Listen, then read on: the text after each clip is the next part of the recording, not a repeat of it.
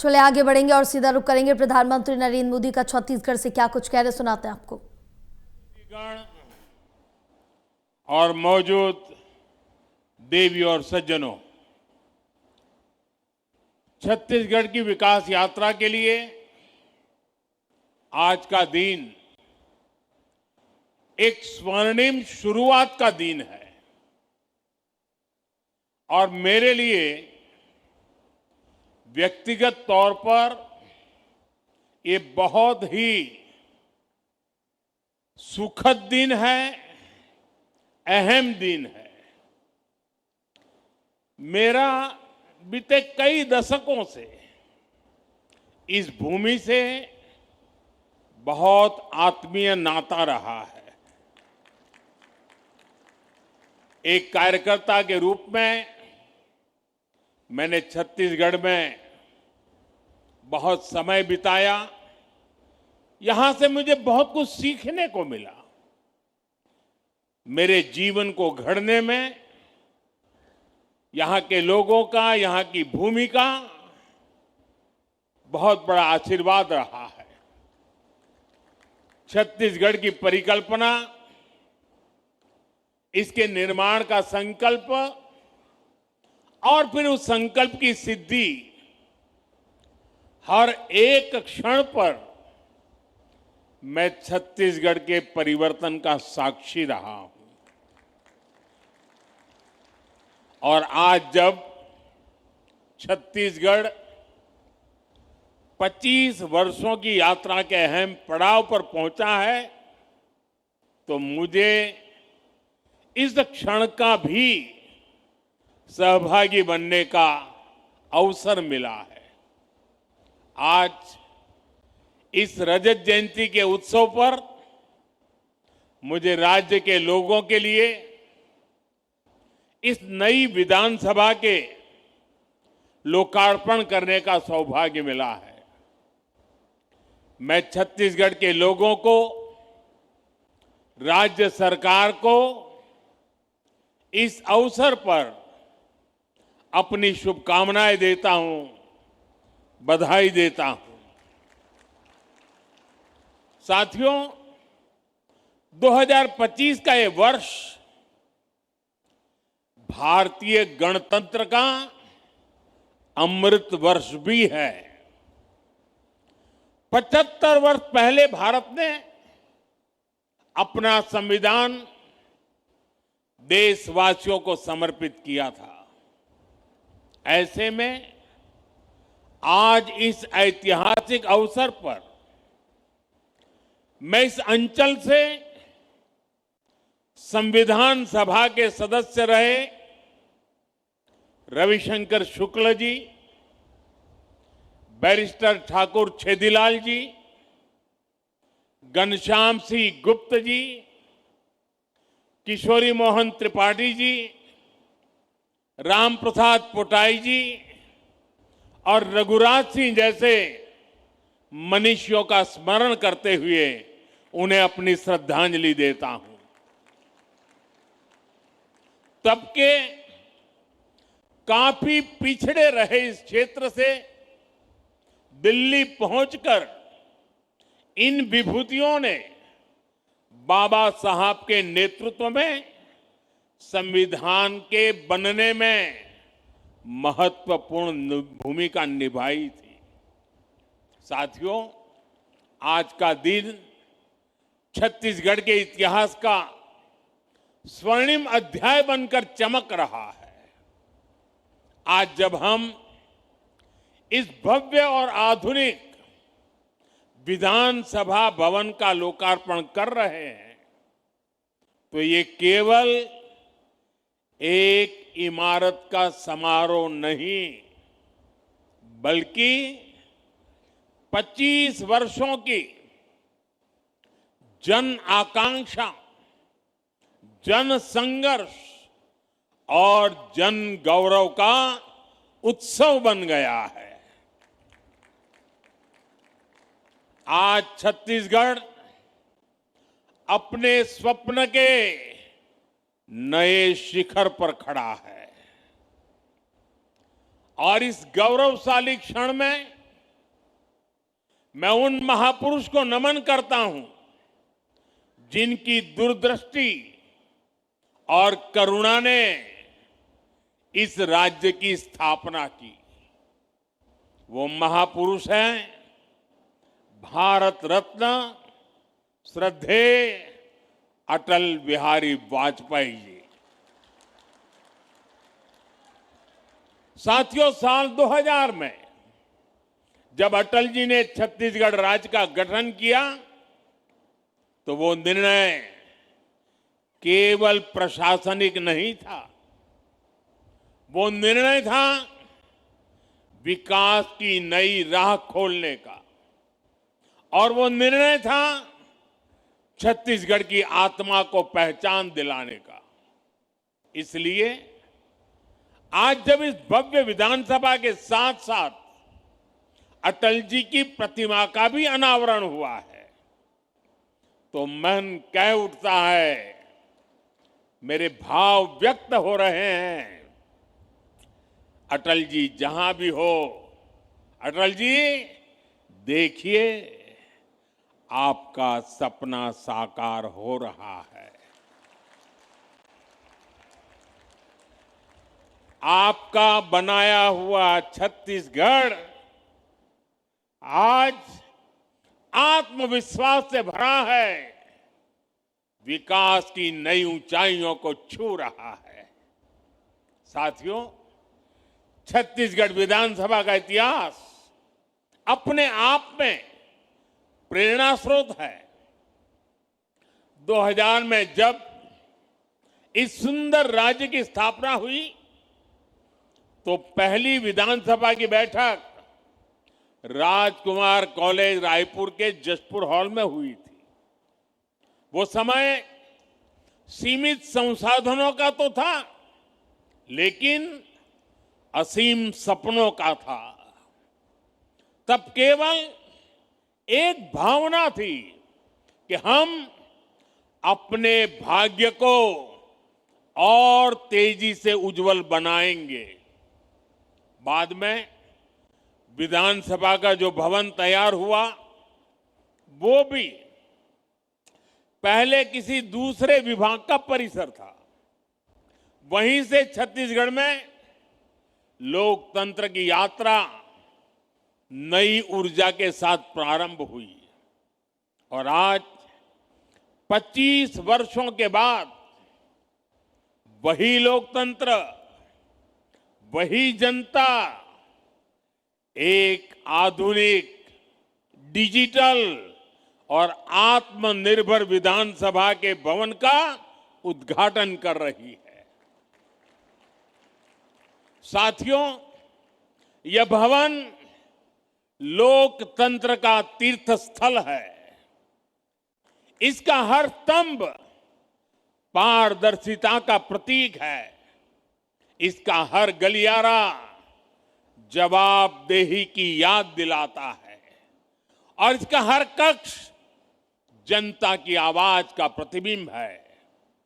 यहां लिए गए निर्णय दशकों तक छत्तीसगढ़ के भाग्य को दिशा देंगे और यहां कहा हर एक शब्द छत्तीसगढ़ के अतीत, इसके वर्तमान का और इसके भविष्य का महत्वपूर्ण हिस्सा होगा।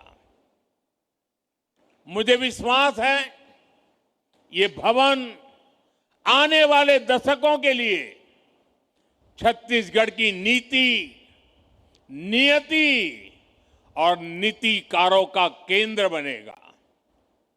साथियों, आज पूरा देश विरासत और विकास को साथ लेकर चल रहा है और ये भावना सरकार की हर नीति, हर निर्णय में भी दिखती है। आज देश की संसद को हमारा पवित्र सेंगोल प्रेरणा देता है। नई संसद की नई गैलरियां पूरी दुनिया को भारत के लोकतंत्र की प्राचीनता से जोड़ती है।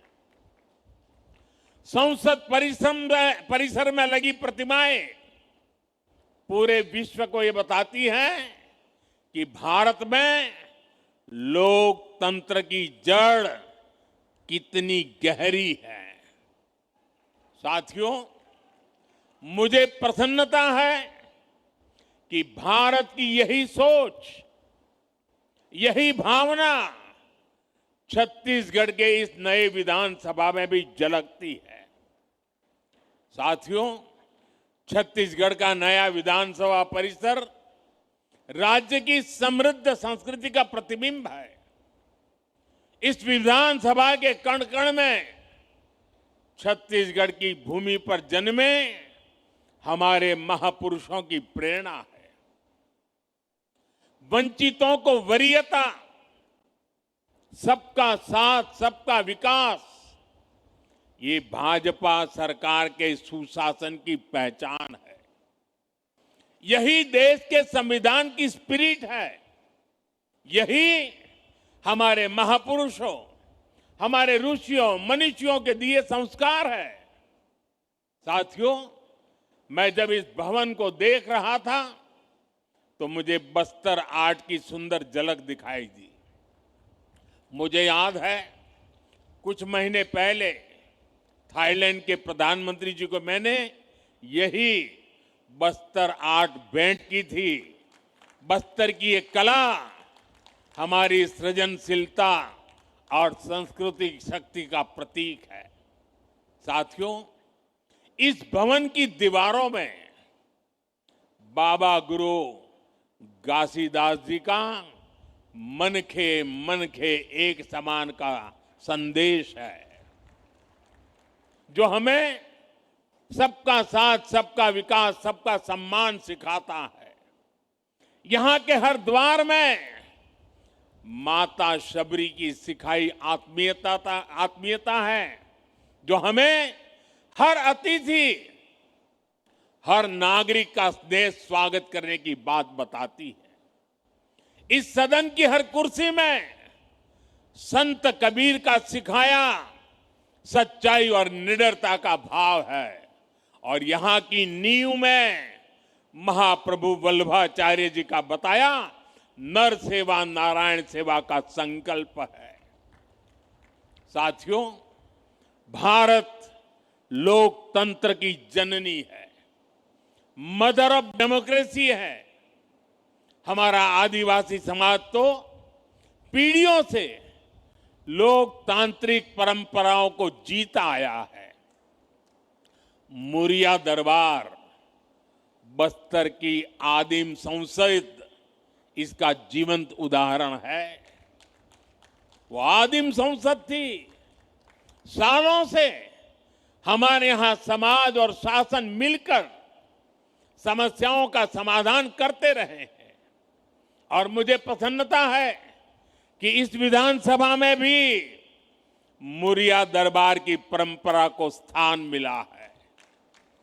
साथियों, एक और इस सदन के हर कोने में हमारे महापुरुषों के आदर्श हैं, तो वहीं इसकी अध्यक्ष पीठ पर रमन सिंह जी जैसा अनुभव नेतृत्व भी है।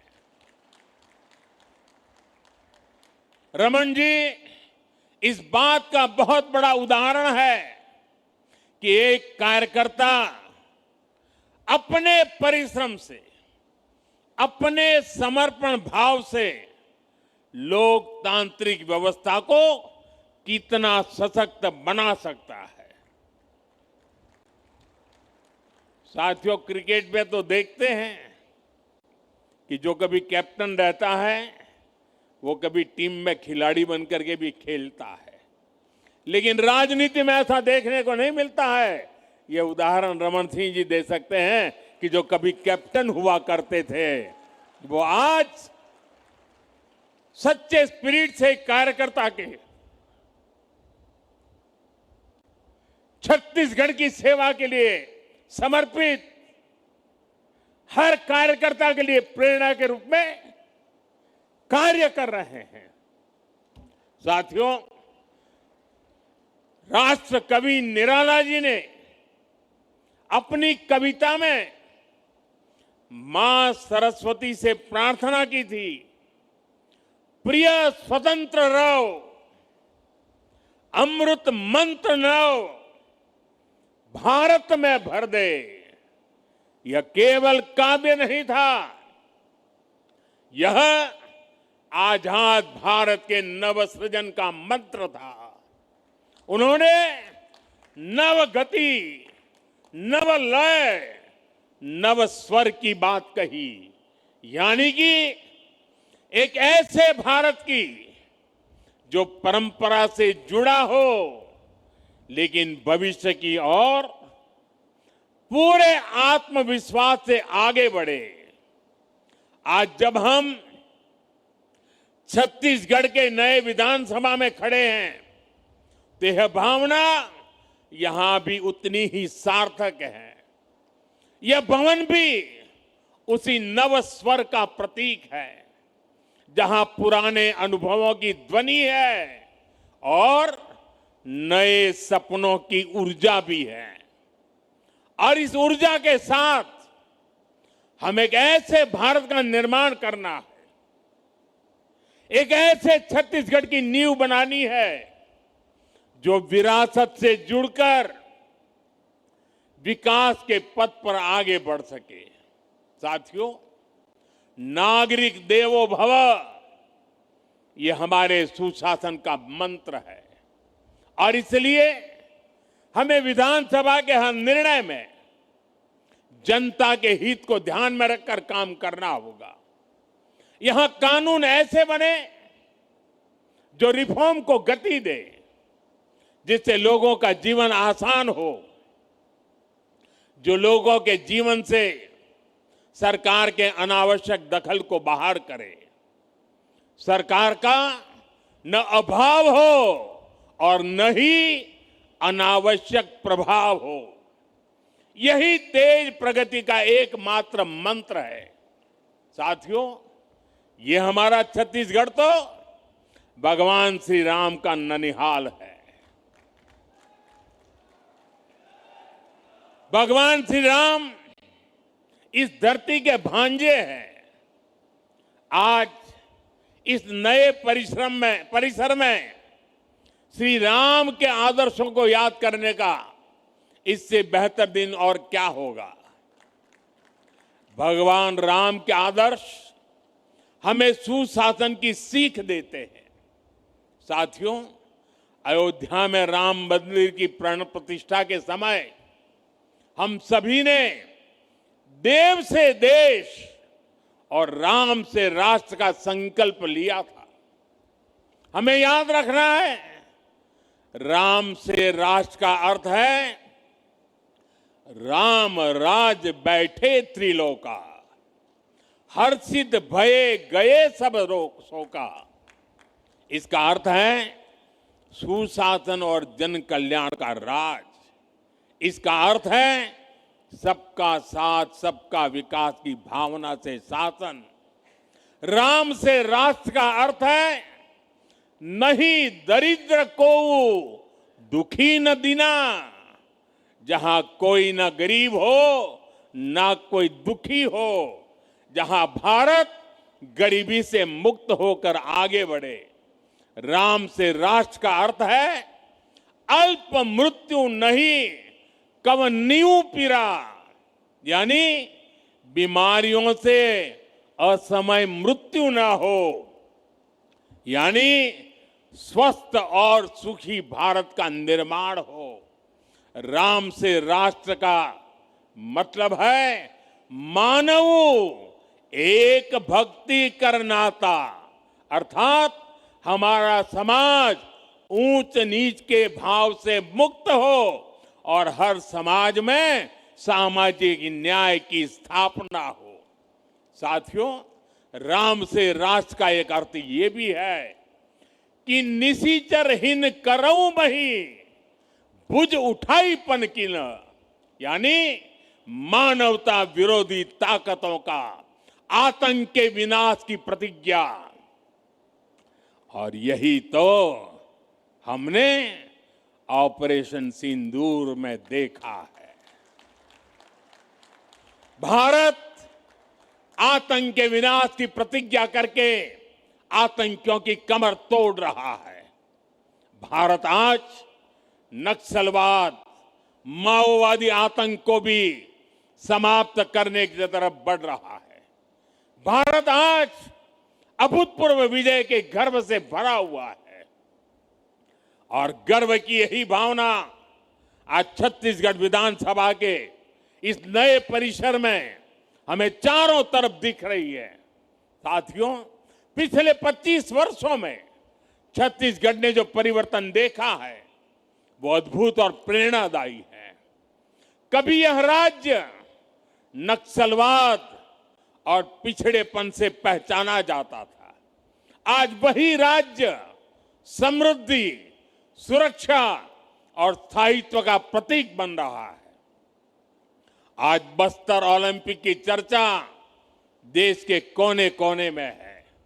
नक्सल प्रभावित क्षेत्रों में आज विकास की लहर और सुकून की मुस्कान लौट आई है और इस परिवर्तन के पीछे है छत्तीसगढ़ की जनता का परिश्रम और भाजपा सरकारों का दूरदर्शी नेतृत्व। साथियों, छत्तीसगढ़ के रजत जयंती समारोह का उत्सव अब एक बड़े लक्ष्य का आरंभ बिंदु बनने जा रहा है। 2047 तक, 2047 तक जब भारत अपनी आजादी के 100 साल मनाएगा, हमें विकसित भारत निर्माण के जो लक्ष्य तय किए हैं उसमें छत्तीसगढ़ की भूमिका बहुत बड़ी होने वाली है।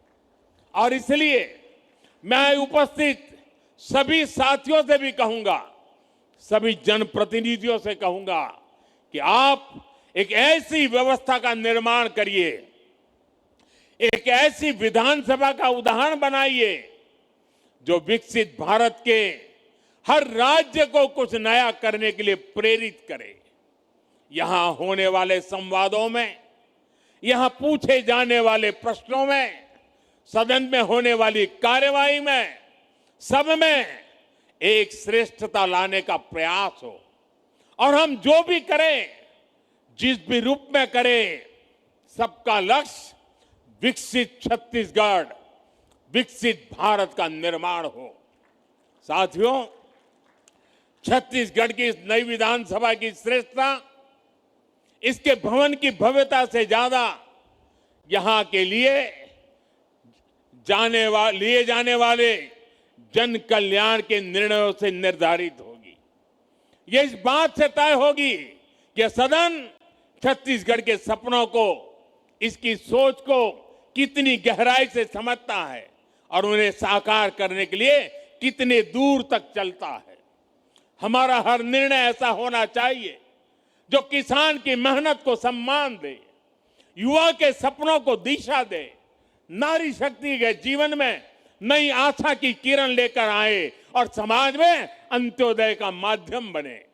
हम सबको ये याद रखना है कि हम विधानसभा केवल कानून बनाने का स्थान नहीं, बल्कि यह छत्तीसगढ़ के भाग्य निर्माण का प्रखर केंद्र है, जीवंत इकाई है। इसलिए हम सबको यह सुनिश्चित करना होगा कि यहां से निकलने वाले हर विचार में जन सेवा की भावना हो, विकास का संकल्प हो और भारत को नई ऊंचाई पर ले जाने का विश्वास हो। यही हमारी कामना है।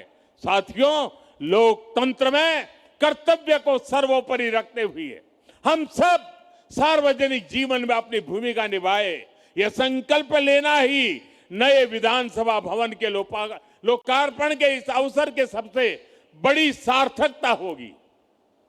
आइए इस परिसर से हम सभी भारतीय गणतंत्र के इस अमृत वर्ष में यह संकल्प लेकर जाएं कि जनता जनार्दन की सेवा को ही अपने जीवन का ध्येय बनाएंगे। आप सभी को लोकतंत्र के इस सुंदर